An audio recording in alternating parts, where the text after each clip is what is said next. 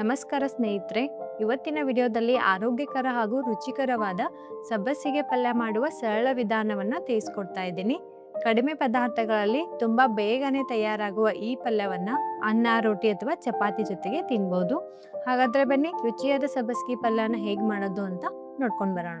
ಸಬ್ಬಸಿಗೆ ಪಲ್ಯ ಮಾಡೋಕ್ಕೆ ಬೇಕಾಗುವ ಸಾಮಗ್ರಿಗಳು: ಸಬ್ಬಸಿಗೆ ಸೊಪ್ಪು, ಸ್ವಲ್ಪ ಕೊತ್ತಂಬರಿ, ಸ್ವಲ್ಪ ಬೆಳ್ಳುಳ್ಳಿ ಪೇಸ್ಟ್, ಅರ್ಧ ಸ್ಪೂನ್ ಆಗುವಷ್ಟು ಜೀರಿಗೆ, 4-5 ಸ್ಪೂನ್ ಆಗುವಷ್ಟು ಶೇಂಗಾ ಪೌಡರ್, 2-3 ಹಸಿಮೆಣಸಿನ್ಕಾಯಿ ಪೇಸ್ಟ್ ಮತ್ತು ರುಚಿಗೆ ತಕ್ಕಷ್ಟು ಉಪ್ಪು.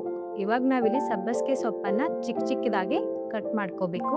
ಈ ಪಲ್ಯ ಮಾಡೋದು ತುಂಬ ಸರಳ ಇದೆ. ಖಂಡಿತ ನೀವು ಮನೆಯಲ್ಲಿ ಒಂದ್ಸಾರಿ ಟ್ರೈ ಮಾಡಿ ನೋಡಿ, ನಿಮಗೆ ತುಂಬಾ ಇಷ್ಟ ಆಗುತ್ತೆ.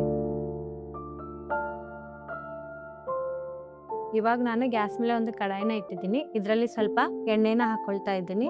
ಎಣ್ಣೆ ಕಾದ್ಮೇಲೆ ಜೀರಿಗೆನ ಹಾಕ್ತಾ ಇದ್ದೀನಿ. ಈಗ ಸ್ವಲ್ಪನೇ ಬೆಳ್ಳುಳ್ಳಿ ಪೇಸ್ಟ್ನ ಹಾಕಿ ಫ್ರೈ ಮಾಡ್ಕೋಬೇಕು. ಇವಾಗ ಹಸಿಮೆಣಸಿನ್ಕಾಯಿ ಪೇಸ್ಟನ್ನು ಹಾಕ್ಕೊಳ್ಬೇಕು.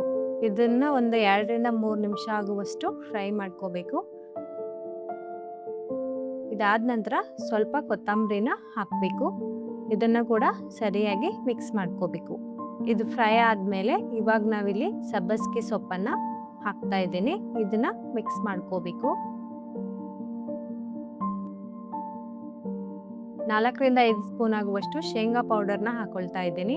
ಶೇಂಗಾ ಪೌಡರ್ನ ಹಾಕಿ ಇದ್ರ ಮೇಲ್ಗಡೆ ಪ್ಲೇಟ್ನ ಮುಚ್ಚಿ 2-3 ನಿಮಿಷ ಹಾಗೆ ಬಿಡಬೇಕು. 2-3 ನಿಮಿಷ ಆದಮೇಲೆ ಇದನ್ನ ಮಿಕ್ಸ್ ಮಾಡ್ಕೋಬೇಕು. ಗ್ಯಾಸ್ನ ಮೀಡಿಯಂ ಫ್ಲೇಮಲ್ಲಿ ಇಡಿ, ಹೈ ಫ್ಲೇಮಲ್ಲಿ ಇಡಬೇಡಿ, ಇಲ್ಲಾಂದರೆ ಹೊತ್ತೋಗ್ಬಿಡುತ್ತೆ. ನಾನಿಲ್ಲಿ ಅರ್ಧ ಗ್ಲಾಸ್ ಆಗುವಷ್ಟು ನೀರನ್ನ ಆ್ಯಡ್ ಮಾಡ್ತಾ ಇದ್ದೀನಿ. ಇವಾಗ ನಾವು ಇದನ್ನ 5 ನಿಮಿಷ ಕುದಿಸ್ಕೋಬೇಕು. ಗ್ಯಾಸ್ನ ಮೀಡಿಯಂ ಫ್ಲೇಮಲ್ಲಿಡಿ ಮತ್ತು ಜಾಸ್ತಿ ಕೂಡ ಕುದಿಸೋಕೆ ಹೋಗಬೇಡಿ, ಯಾಕಂದರೆ ಆಲ್ರೆಡಿ ನಾವು ಫ್ರೈ ಮಾಡಿರ್ತೀವಿ ಸೊಪ್ಪನ್ನ. ಅದಕ್ಕೋಸ್ಕರ ಒಂದು 5 ನಿಮಿಷ ಕುದಿಸ್ಕೊಂಡ್ರೆ ಸಾಕು. ಜಾಸ್ತಿ ಕುದಿಸ್ಕೊಂಡ್ರೆ ಟೇಸ್ಟ್ ಹೋಗ್ಬಿಡುತ್ತೆ. ಅದಕ್ಕೆ ನೀವು ಸ್ವಲ್ಪನೇ ಕುದಿಸಿ. ಇವಾಗ ಎಲ್ರಿಗೂ ಇಷ್ಟವಾಗುವ ಮತ್ತು ಎಲ್ಲದರ ಜೊತೆಗೆ ಪರ್ಫೆಕ್ಟ್ ಆಗಿರುವ ಸಬ್ಬಸಿಗೆ ಸೊಪ್ಪಿನ ಪಲ್ಯ ರೆಡಿಯಾಗಿದೆ. ಈ ರೆಸಿಪಿ ನಿಮಗೆ ಇಷ್ಟ ಆಗಿದೆ ಅಂತ ಅನ್ಕೋತೀನಿ. ಇಷ್ಟ ಆಗಿದ್ರೆ ಖಂಡಿತ ಕಮೆಂಟಲ್ಲಿ ನಮಗೆ ತಿಳಿಸಿ. ಹಾಗೆ ನಮ್ಮ ಚಾನಲ್ನ ಸಬ್ಸ್ಕ್ರೈಬ್ ಮಾಡ್ಕೊಳ್ಳಿ. ಮತ್ತು ನಿಮಗೆ ಯಾವ ರೀತಿಯ ರೆಸಿಪಿ ಬೇಕು ಅಂತಲೂ ಕೂಡ ನಮಗೆ ಕಮೆಂಟ್ ಮಾಡಿ ತಿಳಿಸಿ. ಮತ್ತೆ ರುಚಿಯಾದ ಅಡುಗೆಯೊಂದಿಗೆ ಮತ್ತೆ ಭೇಟಿಯಾಗೋಣ. ನಮಸ್ಕಾರ.